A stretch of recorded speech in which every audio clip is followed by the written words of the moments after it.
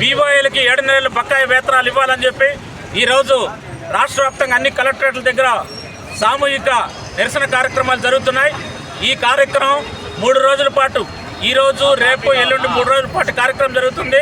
ప్రధానంగా ప్రస్తుతం ఉన్న రాష్ట్ర ప్రభుత్వం ప్రతిపక్షంలో ఉన్నప్పుడు బీఓఏలు ఆందోళన చేసిన సందర్భంగా మేము అధికారంలోకి వస్తే అన్ని రకాల సమస్యలు పరిష్కారం చేస్తాం, బీఓఏలపై రాజకీయ వేధింపులు ఉండవు, వాళ్ళకి హెచ్ఆర్ పాలసీ అమలు చేస్తాం అని చెప్పి స్పష్టమైన హామీ ఇచ్చారు.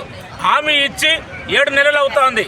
ఈ 7 నెలల కాలంలో హామీలు అమలు చేయకపోగా ఈరోజు 7 నెలలుగా బీఓఏలకు వేతనాలు ఇవ్వకపోవడం అనేది చాలా దుర్మార్గం. అందువల్ల ఈ రాష్ట్ర ప్రభుత్వం 7 నెలల బకాయి వేతనాలు వెంటనే ఇవ్వాలని చెప్పి, అదేవిధంగా రాజకీయ వేధింపులతో అకారణంగా జనరల్ బాడీలో తీర్మానం లేకుండా అక్రమంగా ఈ జిల్లాలో కూడా రాష్ట్రంలోనే అత్యధికంగా ఈ జిల్లాలో 200 మంది వరకు తొలగించారు. అందువల్ల ఈ జిల్లాలో అక్రమంగా తొలగించిన వారిని వెంటనే విధిలోకి తీసుకోవాలని చెప్పి మేము ఇక్కడ సిఐటిగా డిమాండ్ చేస్తున్నాం.